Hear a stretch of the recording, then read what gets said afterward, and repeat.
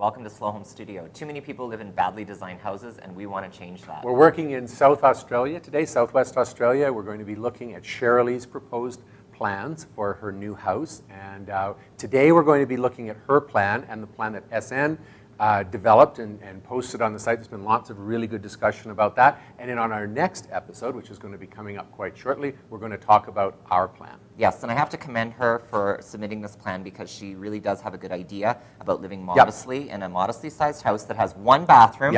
Very big, important and a separate toilet. And a separate toilet, which we found out is standard in Australia. Southwest Australia. So very, very interesting. And so we just had a critique of the plan, and we were just looking at it. We think the overall organization is pretty good with the hobby room on one side and the bedrooms on the other.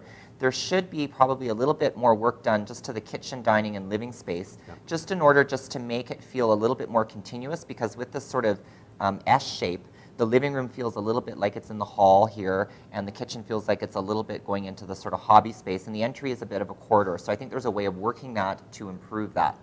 Exactly, and so and that's precisely what SN did, and we can see that in his plan right here, where he's really clarified the organization, and we see that we've got the private bedroom space, we've got the public space, and then we've got that hobby space over on this side. A couple of other things before we actually look at the plan. What's good is that he actually recognized that and drew the fact that we're trying to do a straw bale house, so the outside walls are very thick. Yeah. The inside walls are conventionally framed, so they can go anywhere. It's also important to see that he started to develop a structural system to support the roof, and there's a series of regular bays setting up a really nice rhythm, which then gets extended to outdoor or outside columns, which creates this wraparound shaded porch, which is a really good feature to have in a hot climate. Yeah, and there's a couple things that he did do on the plan. He made it a little bit bigger.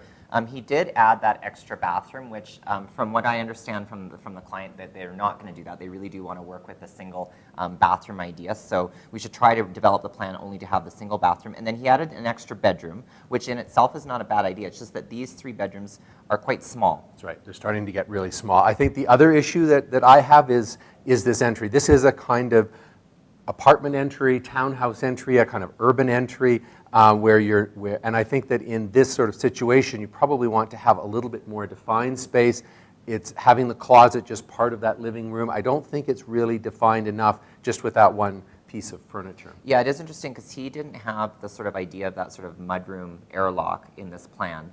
Because he had the pantry off the kitchen and he had a side door, but didn't actually have that. And I think that would resolve that issue, because I think what's really nice that he's done is the idea of having these French doors here, and if you just imagine those as all being French doors, and you had this sort of breezeway sort of in the center of the house that also had all the functional parts of it, I can imagine that being quite beautiful. That's right. So next time we're going to be working off of SN's plan and developing some slight revisions to that, and we'll show you our ideas next time. See you next time.